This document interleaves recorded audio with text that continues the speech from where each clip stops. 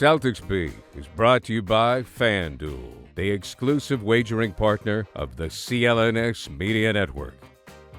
All right, everyone. Evan Valenti back inside Celtics Beat. Adam Kaufman taking a break for this week. Again, it is the end of summer, but it is still summer. So we're allowed to take a show off every once in a while. If Kaufman needs one, if I need one, we're willing to sub in and out for each other to make sure that everybody has an enjoyable summer. And the summer coming to a close, which means getting closer to training camp, which means like actual storylines are coming shortly, as we're still in that weird sort of mix of like, we need to make content out of something, so let's overreact to literally everything. And with that, to overreact to everything, we're bringing in CelticsBlog's Jack Simone. Jack, what's going on, brother? How are you? I'm good. I'm ready to overreact to stuff. It's what I've been doing all summer, and I'm glad to know that it's not just me. It's everybody. We're trying to keep the content machine going. Like as in terms of the content machine, the first time, Jack had me in his podcast. How about them C's? By the way, subscribe to that. It'd be wonderful. We talked about Pete Rogers' unbelievable saga of creating jerseys for every single team win the Celtics had last year, which was an unbelievable feat. Came out with a bunch of really good ones. And later on, those of you that don't know, I was brought back on with Pete to criticize his own jerseys, which was really tough to do. But since then, I'm on the waiting list, Jack. I'm on the waiting list for the pink lemonade Jason Tatum jersey that I can't wait to get in my my inbox, or at least the notification that they're back into stock so I can buy mine. Because I got to tell you, I'm not a huge like jersey guy, but if I were able to get both the jersey and the shoes, it might be my favorite outfit of 2023, 2024. Yeah, that'd be quite the combo. I mean, I have the T jersey that Pete Rogers made. I have the Boston Marathon jersey, and I mean the pink lemonade's clean. That'd be quite the fit. I know a buddy of mine wore the shoes to the Barbie Oppenheimer premiere. He's rocking the pink fit, and so it was pink's. I guess it's in. I guess pink's in. Way in. And the pink lemonades I thought were like the cleanest version of the Tatum ones that absolutely.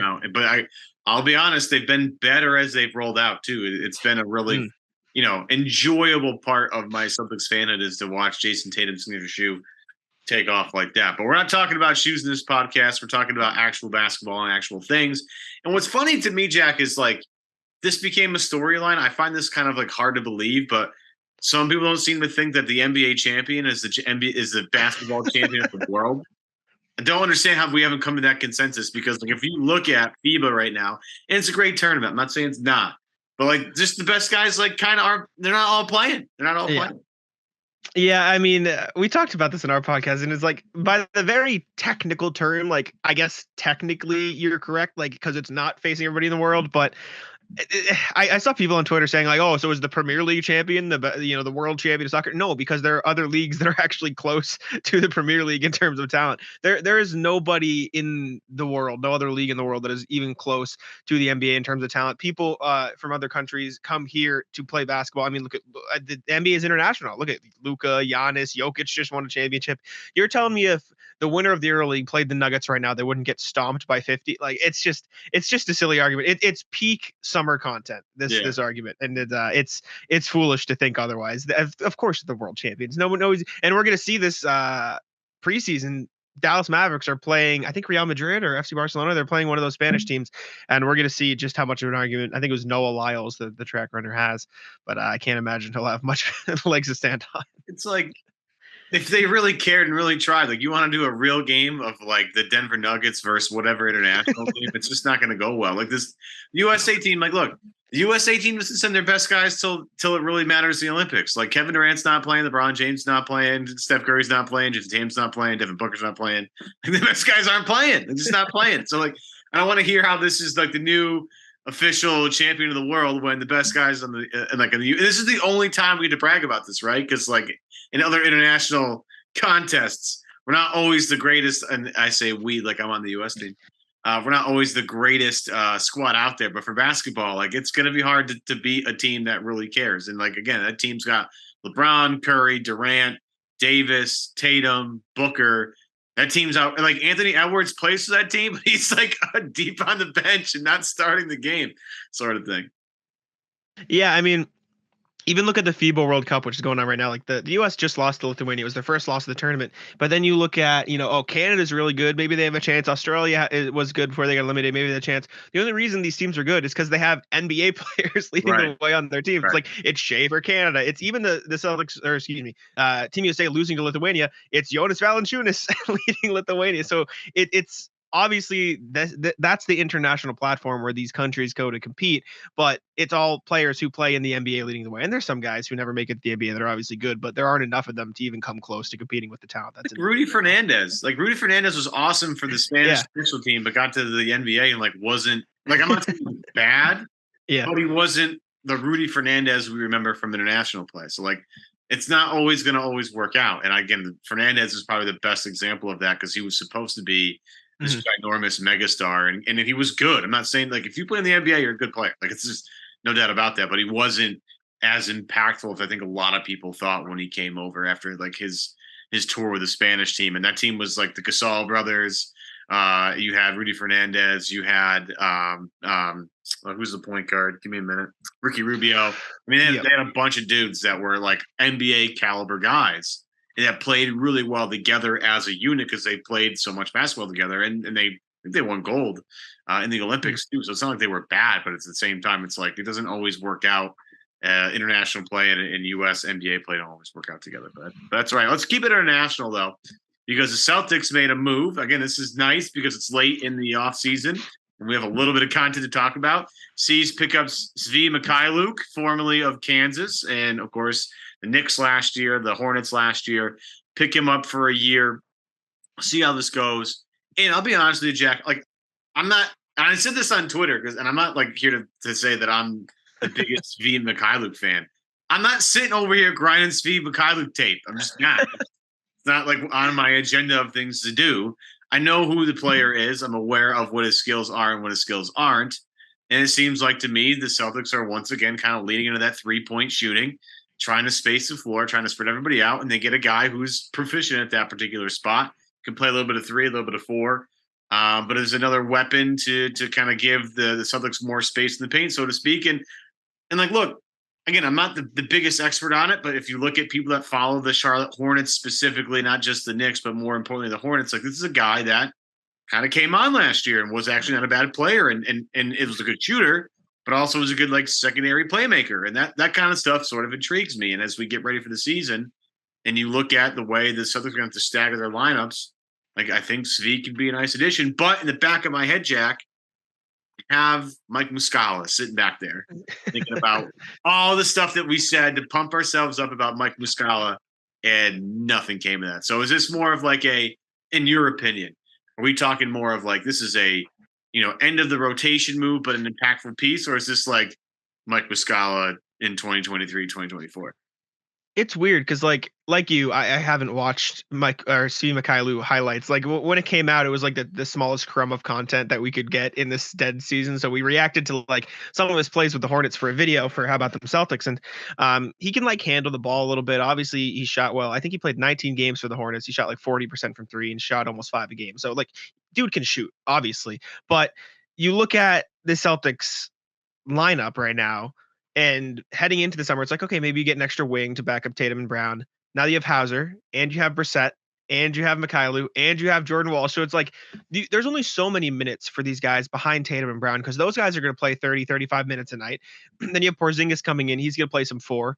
Al Horford and Rob are obviously going to get their minutes. And then you have Derek White, Malcolm Brogdon. There's maybe one consistent roster spot left that's going to play even close to 20 minutes a night. Does that go to Peyton Pritchard? Does that go to Sam Hauser? Do they try out some Jordan Walsh? There are so many guys in front of Svi Mykhailiuk. I think he has the talent to play. But I'm more confused why they went, because it seems like this was probably their, we heard Lamar Stevens, TJ Warren, this big group of wings they brought to Boston to work out.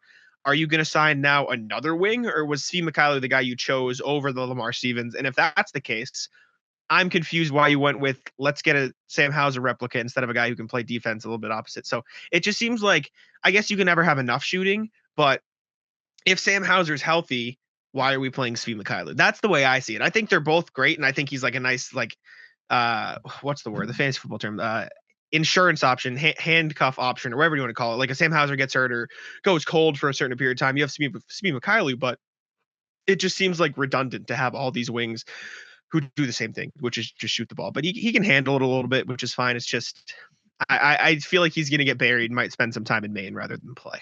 Well, we'll see with that. I agree with the Hauser point of like, if you're going to try and really play Sam Hauser this year, which was up and down last year, why are you bringing in a guy that seems like a duplicate?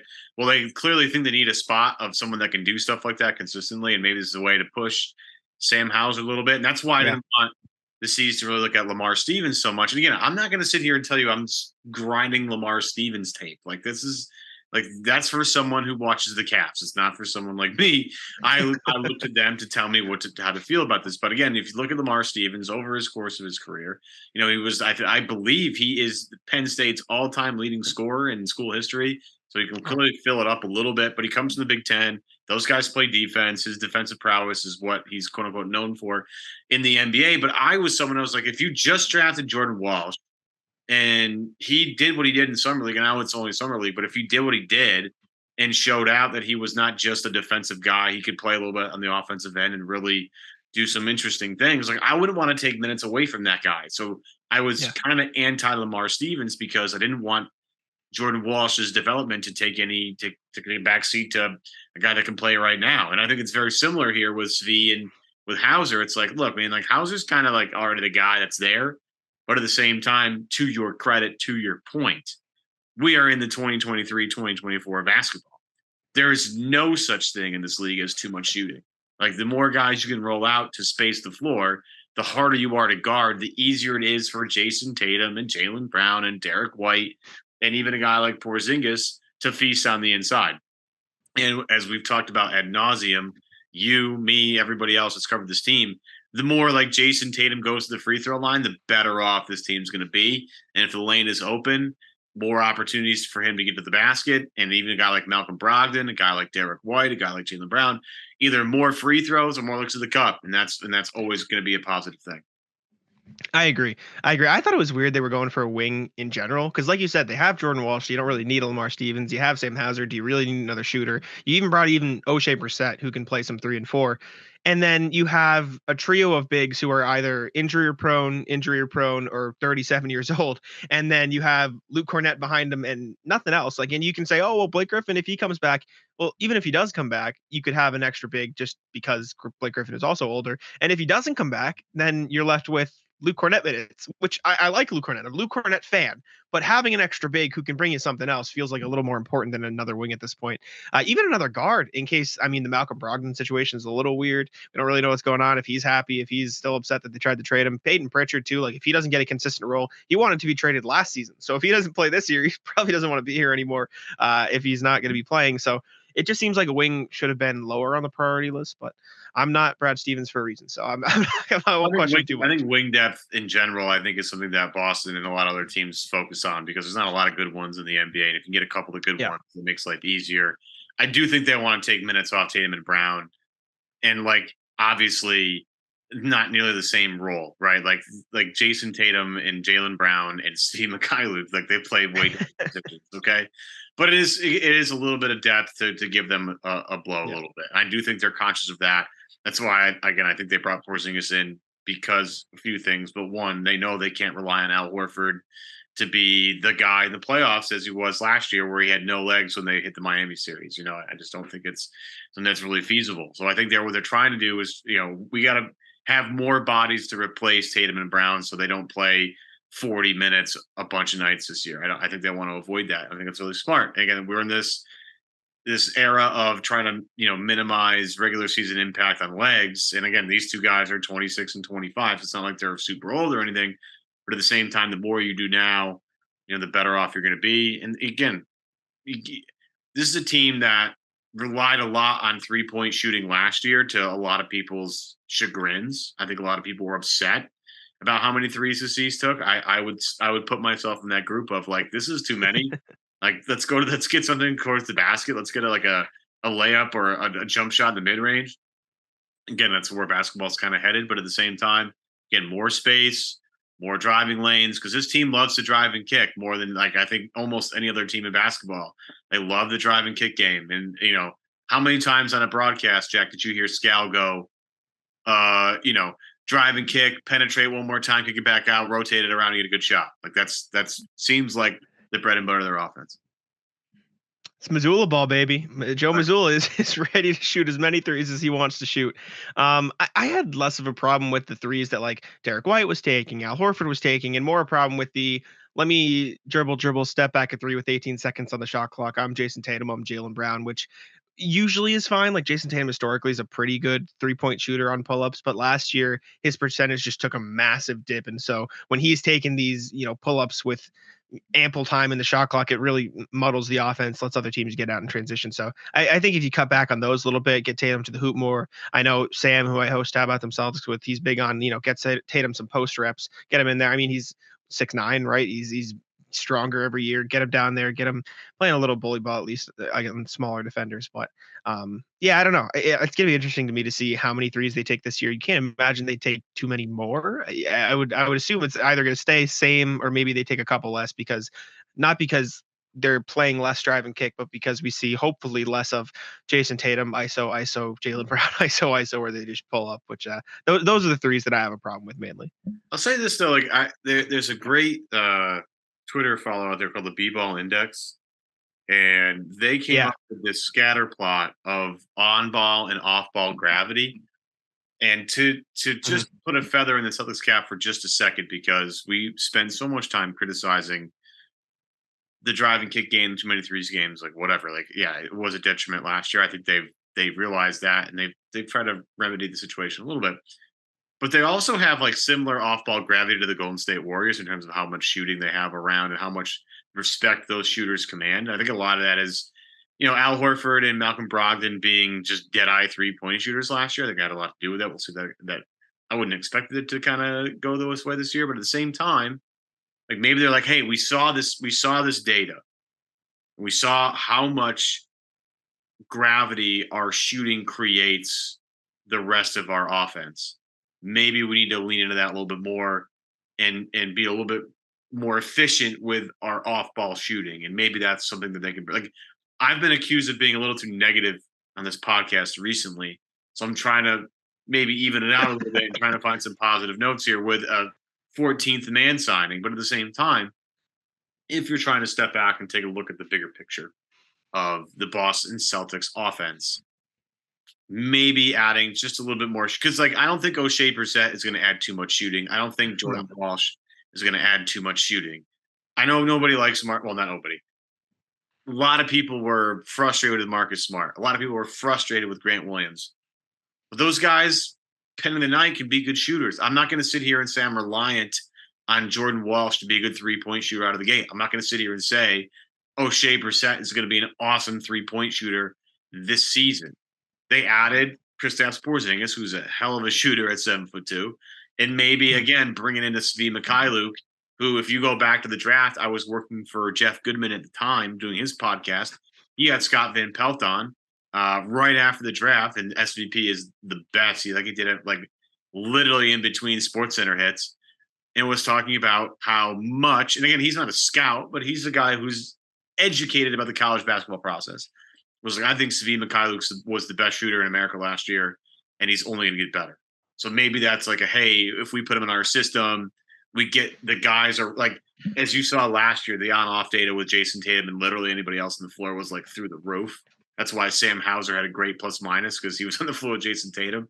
Maybe if they're like, hey, if we put Tatum on the floor with White and Svi Mykhailiuk and Porzingis and name somebody else, like, he's going to get a lot of open looks and more open looks for guys that can shoot 36, 37, 38, 40% from three. The better offense is going to run. And maybe that's the idea.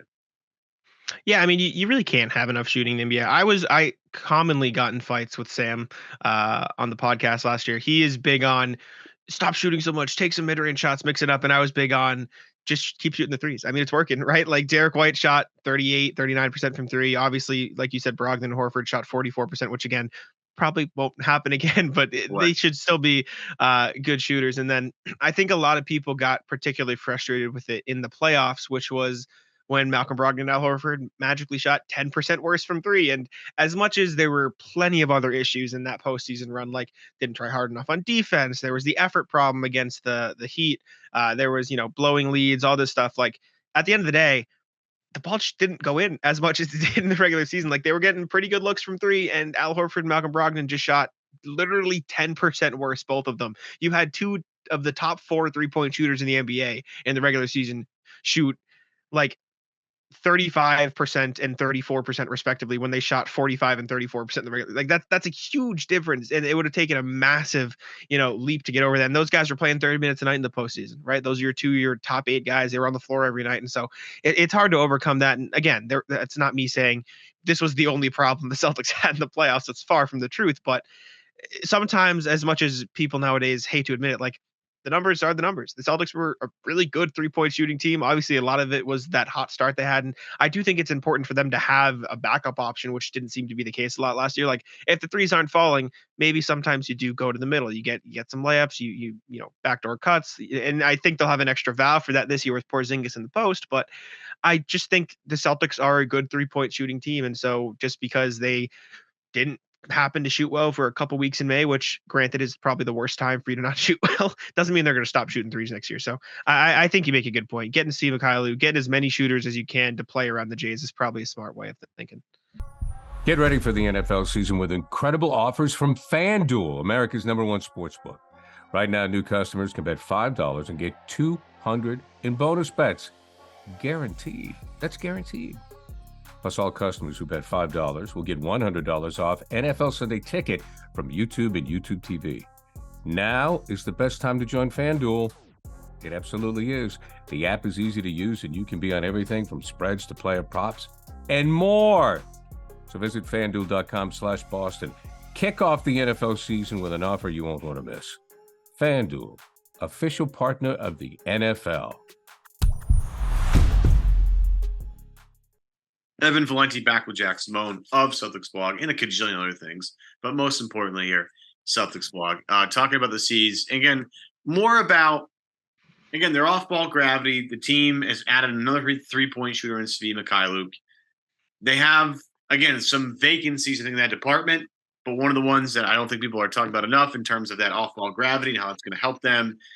The Porzingis addition, like, as much as I've talked about how nervous I think people should be about the addition of Kristaps Porzingis and the plantar fasciitis already becoming a problem, and the season hasn't started yet, training camp hasn't started yet. The thought of the 7'2", 2 guard being on the floor at the same time as Jason Tatum and Jaylen Brown is, I think, a very attractive option. And as you look at or think about and compute about how this offense might look, I feel like Kristaps Porzingis might have the easiest time of his life in this lineup with Derek White and the Jays. I think he'll feast whenever he plays. I think it's going to be one of these things of they'll manage him. Maybe he won't play him back-to-backs, whatever. When it looks right, when it's going well, they're going to be an offense that's going to be really, really difficult to stop because guys like Porzingis are going to get wide open shots because all the attention the other two guys bring on them. And I think, again, go back to that off-ball gravity stuff. He's another dead-eye shooter, someone you have to be cognizant of 30 feet away from the basket. And if he has nobody on him, you might as well put 3 points on the board. Yeah, I've been saying this all summer. Like right after the trade went through, it's all Marcus Smart's gone. And I love Marcus Smart. I've always loved Marcus Smart. Obviously, he's probably my favorite Celtic of all time just because of when I started watching the game and he was always there. So that sucked, right? And then the plantar fasciitis comes out. Oh, is he going to play all these games?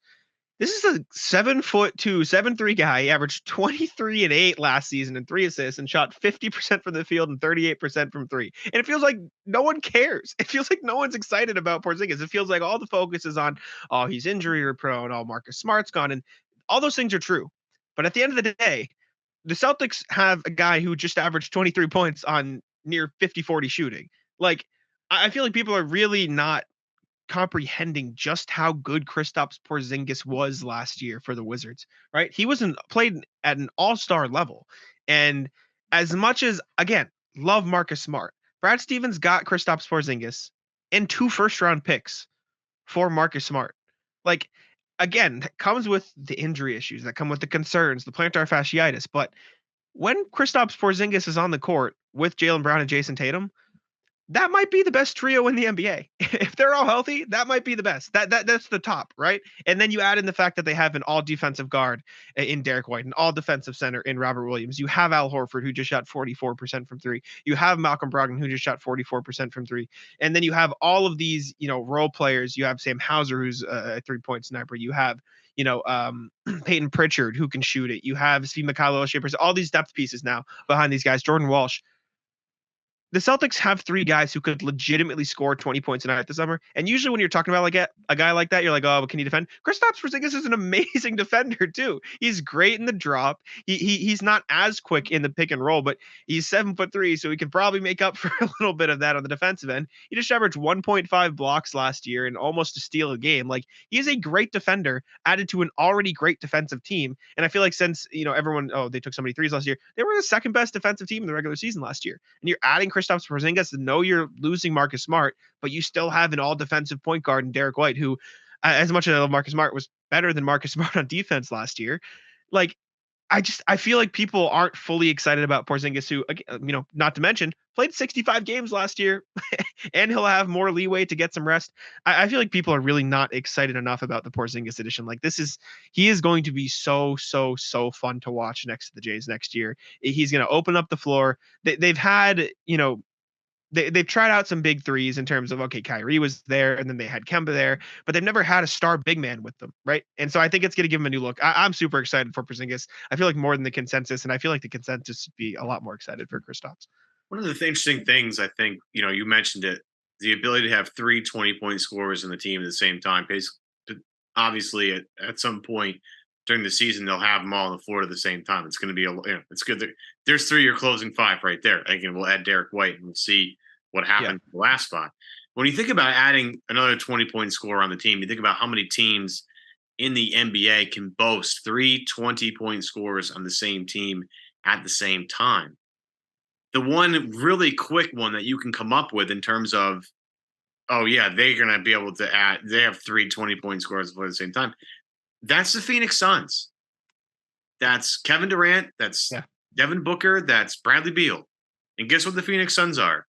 A pretty loaded roster with top-end talent, a team that is a very interesting team in the Western Conference, and a team that's probably going to be heard from in terms of, people betting on the NBA title or the Western Conference game.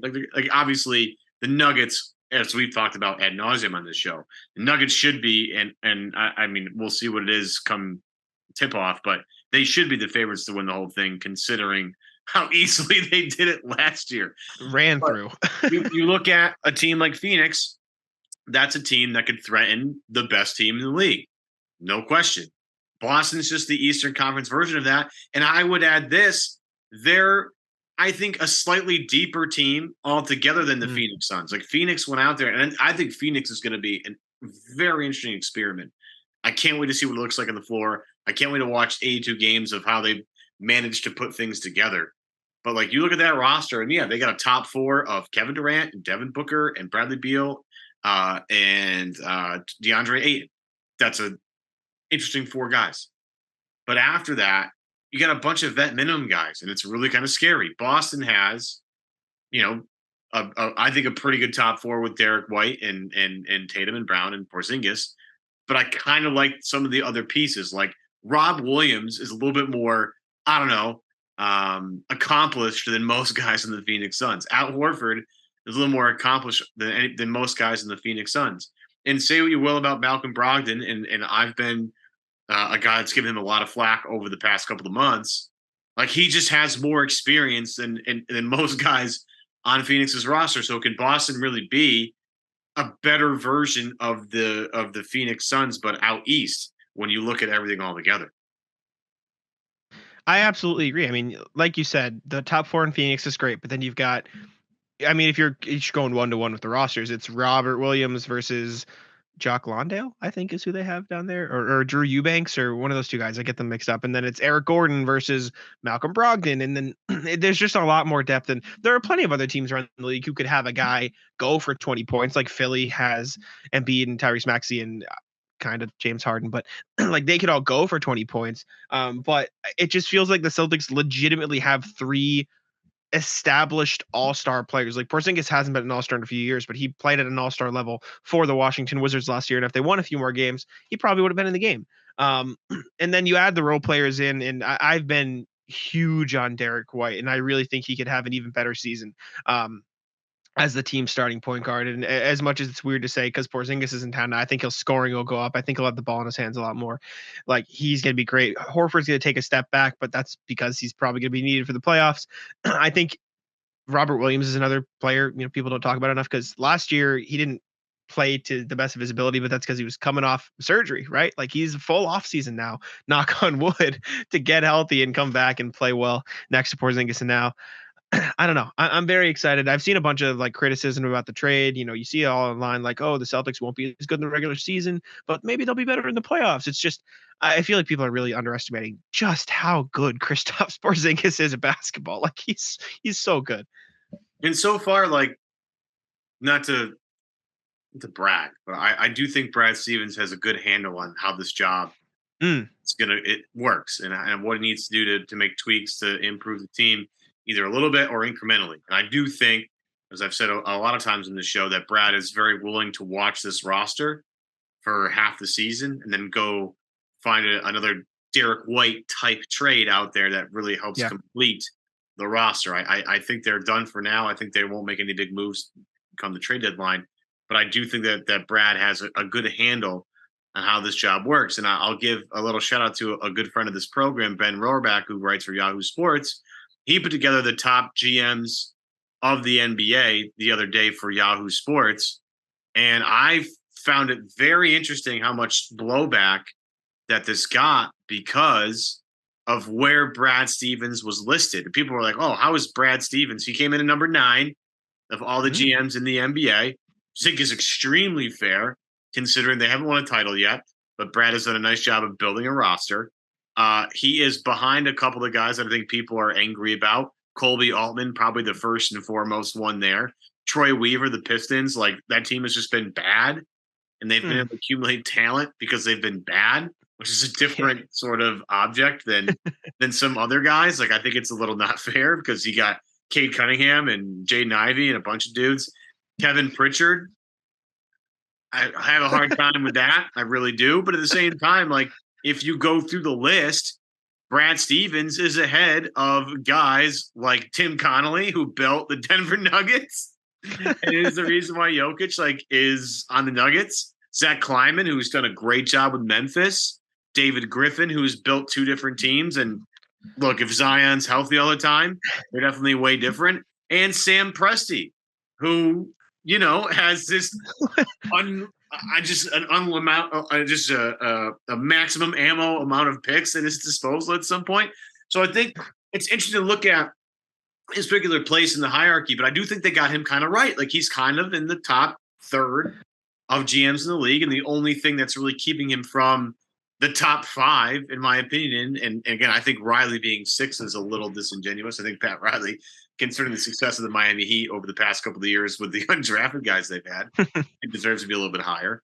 But like, if he wins a title, then he vaults into that top 5 status for me because again, he hasn't missed. He just really hasn't missed. Is getting Al Horford back for Kemba Walker has been huge. I mean, look, as much as people want to gripe about certain things, and I was chief among them, getting Malcolm Brogdon was smart. The Derek White trade was brilliant. They've done a lot of really smart things, and they haven't sacrificed too much of their future to have success in the present. Like, they're not trading 5 second-round picks for Jay Crowder. That's not happening here. They're not mortgaging all of their picks to go maybe get a guy that fits. They've made a couple of moves on the margins, with Kristaps Porzingis being the most recent one of these. And considering what Brad has done so far, like, you have to have a little bit of confidence in that this is going to work out at least in the regular season. I think Brad, again, is in that top third of guys in the league, despite the fact he's never had this job before. He's just thrown into it, and he's done a really good job. Definitely. And I mean, you even look at their future picks. Like the Celtics have every single first round pick except 2028 moving forward. And that was to get Derek White. Right? That's a swap with San Antonio. Yeah, they don't have control over it because it was in the Derek White trade. And outside of that, they have all their picks.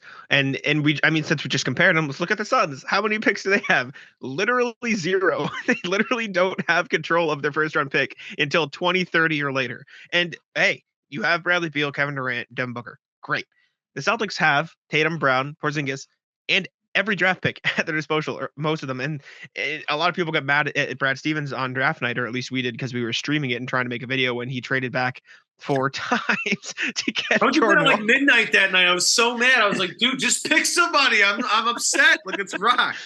We were waiting to record a video. We're like, okay, we'll just react to the highlights of the guy at the draft, post it as a video, and then it was, oh, they got this guy. Nope, traded again. So we were up late, but as much as people mock him, those second round picks, they're basically just cash, right? You can just trade those. You can throw those in, and it's probably a little bit better to trade that many for Jay Crowder when you have a gazillion of them, not like the Bucks. But Brad Stevens done a great job. I like you said, he hasn't really missed, right? Like everything he's done has worked out pretty well. I feel like the Porzingis trade, because they gave up Marcus Smart, is probably the first, like, okay, let's dip into the deep end a little bit. Let's see how far we can push this. And if it doesn't work out, people are gonna, go for his head. But if it does work out, it's genius, right? Like, and as much as, again, love Marcus Smart, you try to separate the fan, or the fact that how much you respect Marcus Smart, how much you love watching the Celtic uniform, from the value. You traded Marcus Smart and a second for Kristaps Porzingis and 2 firsts. And if you ask anybody outside of Boston, and obviously the bias is there, love Marcus Smart, Porzingis is just a better player, right? Like, and they do different things. And there's the whole, Marcus Smart's the leadership and the locker room and the community. And I'm not ignoring that, but pure basketball value, that was a great deal. It was Porzingis and 2 firsts. And again, we'll see how it works out, because you're sacrificing a big voice in the locker room, a leader, all this stuff, and a great guy in the community in Boston. And it's definitely a risk. I'm not saying it's not a risk, but up to this point, the only mistake Brad Stevens made was re-signing Ennis Freedom. That's literally the only bad thing he's ever done. And that was bad, but it turned into trade for Daniel Tice. So I guess it all worked out. But literally everything else he's done outside of that one signing, A+. So it's hard to, critique. One thing I'll say, though, we got a little flack for this. I think it was last week. All the weeks blend together now. But it's like, we had Dan Greenberg on, and his point was, like, this trade, all the Brad trades have been kind of like no-brainers so far. Yeah. The Malcolm Brogdon trade, for as, much as people want to, again, I was part of that. That was a no-brainer trade. Like, duh, let's do that. Yeah. Derek White was, again, people didn't like it. And I fought those people tooth and nail. And I was like, you guys don't understand basketball. Agree. This guy's literally perfect for the way they want to play. Yep. That was a no-brainer. Trading Kemba for Al Horford was like, a lot of these have been no-brainers. This one is a little different. And I think that we mentioned it last week, it could sink sink Brad Stevens' career a little bit if it doesn't go well, because he's on the hook for $30 million for the next 3 years. And if you're not maximizing your title window with the Jays right now, then what are you really doing, right? At 25 and 26, they're about to enter their primes. You better be maximizing every opportunity you have, because as we've just seen just 2 years ago, just because you get to the finals, you come within 2 wins of winning the NBA title, does not guarantee you anything in this league. It does not. Mm-hmm. So this is a humongous risk for the Celtics. But, again, we've talked about that particular portion of it ad nauseum on this show. I do want to at least give a little light to, this could be an absolute home run of a pick or of a trade, and it could really open up what was been so frustrating about Boston's offense in the playoffs the past couple of years, especially against certain teams. This might be, the decoder to unlock the Da Vinci Code, or whatever the hell I'm looking for, whatever example I'm looking for at 11 o'clock on a Sunday night. But it gives them an answer to a problem they couldn't answer before. Instead of relying on the perimeter so much, and again, it's not really Porzingis' game to post up a ton, but at least it's an option. as much as people want to gripe about him, Marcus Smart on the low block was a smart play, and it always was, and it always killed it. They didn't run more of that stuff for Marcus because he was a great, not only scorer on the block, but a facilitator out of the block as well. We're all clamoring for Jason Tatum to spend more time in the post. I think Jaylen Brown has made a lot of jumps in terms of his low post play when he has smaller defenders on him. Like, I think there's potential there, but Porzingis is going to be sort of the straw that stirs the drink a little bit. And look, we know what this team looks like when they have the guys they've had over the couple of years. They might get to the finals. They might win the finals, but that's not guaranteed. And neither is this, but this is different. And because it's different, it might have more success because it might be something that people can't prepare for as easily. And I think that's part of the equation when they made the trade. Definitely. And in Brad Stevens' defense, he was a cold-footed Clipper away from this being another pretty slam dunk trade. Unfortunately, I tried to mention that because it really bothers me. Because when I went to bed, it was going to be Brogdon, and then I woke up and it was Smart, and I was like, "This is not the trade that I went to bed." Like, that was amazing, and now here we are. But this is what I say all the time, to try and not to justify it, but to try and smooth it out a little bit. At some point, one of the three guys had to go if he didn't win a title. Yes. Okay. I agree. And they made it. Because this blew up, they had to make a decision, and I think they made the right decision. As painful as that is, like, Jaylen and Jason are just better basketball players, and at the end of the day, you invested in talent more than grit and grind and hustle and that stuff. And I'm not saying Jaylen and Jason aren't capable of that. You invested more in the talent than the intangibles. And a lot of times in the NBA, talent wins out. Agree. And I think the reason this was open to, and like you said, Porzingis is going to bring a whole new dynamic to the Celtics offense for teams to worry about. But the reason you're able to trade Marcus Smart is Derek White was phenomenal last year in the playoffs. Malcolm Brogdon won 6th Man of the Year. You have you had 3 starting caliber guards on the roster. Trading one for an all-star big man is a no-brainer. If you just say that, we have 3 starting guards, we traded one for an all-star caliber big man. That phrase alone is, duh. When it was Marcus Smart, it hurts a little bit more. But like, from a roster building perspective, trading one of those guards to pair the Jays with a star big man who could also, another thing people don't talk about, is going to take the load off of Horford and Robert Williams a little bit more, creating a 3-headed monster there. It just made sense from a roster construction standpoint, although I don't know if I'll be able to forgive the Clippers for what they did. All right. We'll get over it as soon as training camp rolls around. We'll be ready to go. Yes. One of these typical shows in the middle of September now, late August, early September. We're just killing time. And I think this time, we try to be a little bit more positive on this show. I think we've been, I don't know if rightfully slammed for being a little negative. We're just asking questions, right? Yeah. Asking questions and having discussions. And there's a lot to worry about with Porzingis. There's a lot to worry about with this roster. And I think it's valid to raise these points. But at the same time, we have to be balanced. We have to be fair. We have to educate the public. And I think we went a little more optimistic on this side just because we had a little bit more time and we're getting close. And again, we're just kind of running out of things to talk about at this point. But I got to tell you, for your debut, Jack, I think we crushed it, so to speak. I think we crushed it. I think it will be what is the first of hopefully many times on the show. Jack, before we go, please plug everything you do because it's a mile long. Yeah, it's a lot. Well, we'll keep it Celtics just for the case of this podcast because that's what the people care about. How About Them Celtics, which is also part of the CLNS family now as of the last few weeks. So How About Them Celtics on YouTube. Subscribe to that channel. Subscribe to CLNS, obviously, as well. And then I write for CelticsBlog. You can check my work out there. And then if you want to follow me on Twitter, that's Jack Simone NBA. But that's all the Celtics stuff. There's other stuff because we're grinding in the NBA sphere. But for the Celtics people, that's where you can find me. That's it. That's Jack Simone, Evan Valenti. Adam Kaufman will be back next week with me. Who the guests will be, we don't know. What we'll talk about, we don't know, but we'll be here for you every single week, leading up to training camp. We might have an announcement as we get towards the actual regular season about this show and the format and all that stuff, so stay tuned for that. But make sure you subscribe to this show on iTunes, on Spotify, subscribe to CLNS Media, and How About Them C's on YouTube for sure.